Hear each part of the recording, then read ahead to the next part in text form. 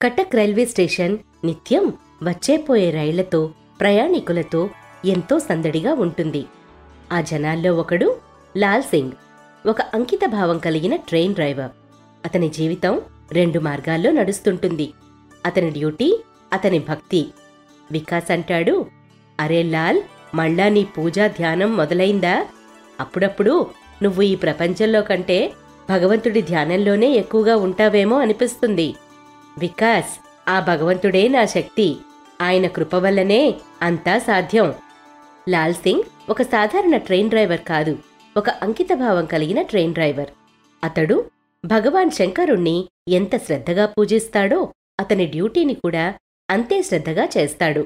పొద్దున్నుంచి సాయంత్రం దాకా లాల్ సింగ్ జీవితం ఈ రెండు మార్గాల్లో నడుస్తుంటుంది. ఒకటి అతని డ్యూటీ, రెండవది అతని భక్తి. హే భోలేనాథ్, నన్ను చల్లగా చూడు. ఈరోజు కూడా ఎలాంటి కష్టం లేకుండా గడవని. మీ కృప వల్ల నేను రోజూ నా డ్యూటీ ఎంతో శ్రద్ధగా చేయగలుగుతున్నాను. లాల్ సింగ్కు శంకర భగవానుడిపై భక్తి అతని చిన్నతనం నుండే ఉంది. చిన్నప్పుడు అతను తన తల్లిదండ్రులు శంకర భగవానుని పూజించడం చూసేవాడు. నాయనా లాల్, ఆ శంకర భగవానుణ్ణి పూజించటం వల్ల ఎంతో శాంతి లభిస్తుంది. ఆయన భక్తిలో మనం అన్ని దుఃఖాల నుంచి విముక్తులమవుతాం. అవును నాయనా, ఆ శంకర భగవానుడే మన కుటుంబాన్ని కాపాడుతాడు. ఆయన కృప వల్లనే నువ్వు మాకు లభించావు. ఆ క్షణాలు లాల్ సింగ్ మనసులో భక్తి అనే జ్యోతిని వెలిగించాయి. అతని జీవితానికి ఆధారంగా మారాయి. పూజ వల్ల అతను కాలానుబంధాలకు అతీతంగా ఉండేవాడు. అతనికి శంకర భగవానునికి మధ్య ఉన్న సంబంధం ఎంతో ముఖ్యమైనదిగా ఉండేది. ఓం నమః శివాయ, ఓం నమః శివాయ, ఓం నమః శివాయ. హే భోలేనాథ్, ఎల్లప్పుడూ నన్ను చల్లగా చూడు. ఈరోజు కూడా ఎలాంటి కష్టం లేకుండా గడిచేలా చూడు. మీ దయ వల్ల రోజూ నేను నా డ్యూటీ ఎంతో శ్రద్ధగా చేయగలుగుతున్నాను. గడియారంలో ముళ్ళు తిరుగుతాయి. కాని లాల్ సింగ్ భక్తి మాత్రం భగ్నం కాదు. అతని భక్తిలో కాలం, సంసారిక బంధాలు కరిగిపోయేవి. ఇలా ఎంతసేపు ఉంటారండి? ఈయన భక్తి చాలా గట్టిది, కాని దీనివల్ల కుటుంబానికి ఎలాంటి నష్టం రాకపోతే చాలు. అతను భక్తిలో మునిగాడంటే బయటి ప్రపంచంతో సంబంధం లేకుండా అయిపోయేవాడు. ఒక్కోసారి అతడు పూజలో ఉన్నప్పుడు ఫోన్ లేక ఇంటి బెల్ మోగేవి. కాని అవి అతనికి వినిపించేవి కాదు. శంకరునిలో అంతగా లీనమైపోయేవాడు. ఏమిటండి ఇది? నేను 2 గంటల నుండి బయట నిల్చొని ఉన్నాను. డోర్ బెల్ కొట్టి ఏం ఉపయోగం? మీరు విననే వినరు. ఒక్కోసారి మీ పూజ అవసరానికి మించి ఉంటోంది. కళావతి, నీ బాధ నేను అర్థం చేసుకోగలను, కానీ అది నా పూజా సమయం. నిజమే, కాని పరిసరాల్ని పట్టించుకోలేనంత లీనమైపోతే ఎలా?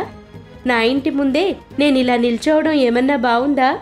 క్షమించు కళావతి, నాకర్థమైందిలే. సరే, ఇంటిది ఒక డూప్లికేట్ తాళం చేయిద్దాం. అప్పుడు నీకు ఎలాంటి ఇబ్బంది ఉండదు. సరే, అలాగైనా చెయ్యాలి. కాని మీరు కూడా మీ బాధ్యతల్ని గుర్తుంచుకొని మసులుకుంటారని ఆశిస్తున్నానండి. ఇలా చాలాసార్లు లాల్ పూజలో లీనమైపోయి ఆఫీస్ టైం అయిపోయేది. కాని అతనికి ఏమాత్రం తెలిసేది కాదు. అప్పుడు కళావతి అతనికి ఆఫీస్ సంగతి గుర్తు చేసేది. రోజులు గడుస్తున్న కొద్దీ లాల్ యొక్క భక్తి సాధుసంతుల్లా పెరిగిపోతూనే ఉంది. లాల్, ఈరోజు చాలా విశిష్టమైన రోజు. అన్ని ట్రైన్లను టైంకి నడపాలి. మినిస్టర్ గారు రేపు నీ ట్రైన్లోనే యాత్ర చేయబోతున్నారు. హా వికాస్, నాకు తెలుసు. ఆ భగవంతుడి దయవల్ల అంతా బాగానే ఉంటుందిలే. లాల్, ఈ లాకెట్ నీకోసం. చాలా విశేషమైంది. దీన్ని నువ్వు ముట్టుకుంటే శంకర భగవానుడు నీకు తోడుగా ఉంటాడు.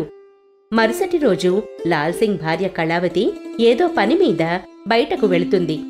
9 గంటలకు డ్యూటీకి వెళ్లాలని అతనికి చెప్పి వెళ్తుంది. కాని లాల్ పూజలో ఎంతగా లీనమైపోతాడంటే డ్యూటీ విషయమే మర్చిపోతాడు. భోలేనాథుడి పూజలో 5 గంటల నుంచి ఉదయం 9:30 అవుతుంది. ఇంతలో కళావతి బయట్నుంచి వస్తుంది. ఏమండి, మీ ట్రైన్ టైం అయింది. మీకు లేట్ అవుతోంది. చూస్తే 9:30 అయింది. లాల్కు గుర్తొస్తుంది, ఆ రోజు అతని ట్రైన్లో మినిస్టర్ ప్రయాణించబోతున్నాడని. అతను కటక్ నుంచి హౌరా వరకు వెళ్లే ట్రైన్ నడపాలి. డ్యూటీ చేయడానికి 9 గంటలకి కటక్ రైల్వే స్టేషన్ చేరుకోవాలి. కాని చూస్తే అప్పుడు టైం 9:30 అయింది. హే భగవాన్, నేనింతవరకు ఎలా కూర్చున్నాను? నా ట్రైన్ వెళ్ళిపోయుంటుంది. చూశారా మీ అధిక భక్తి పర్యవసానం? ప్రతిసారీ మీ పూజ మీ పనికి ఆటంకం కలిగిస్తోంది. కళావతి, నాకు నమ్మకముంది. ఆ శంకర భగవానుడు నాకు తోడుగా ఉన్నాడు. నేను చేరుకుంటాను. ఆయనే అంతా చూసుకుంటాడు. సరే కాని మీరు లేటుగా వెళ్తే మీ ఉద్యోగానికి ఇబ్బందవుతుందేమో చూసుకోండి. లాల్సింగ్ యూనిఫాం వేసుకొని, ఏమైనా కాని నాకు ఆ భగవంతుడిపై పూర్తి విశ్వాసముంది. జాగ్రత్తగా వెళ్ళండి.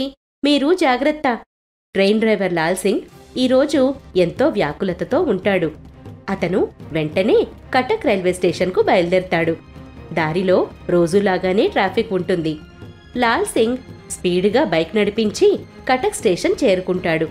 చూస్తే ప్లాట్ఫామ్ ఖాళీగా ఉంటుంది. అతని ట్రైన్ వెళ్ళిపోతుంది. నాకు లేట్ అయిపోయింది. ట్రైన్ వెళ్ళిపోయింది. లాల్సింగ్ స్టాఫ్ రూమ్కి వెళ్ళి తన సహోద్యోగులను అడుగుతాడు.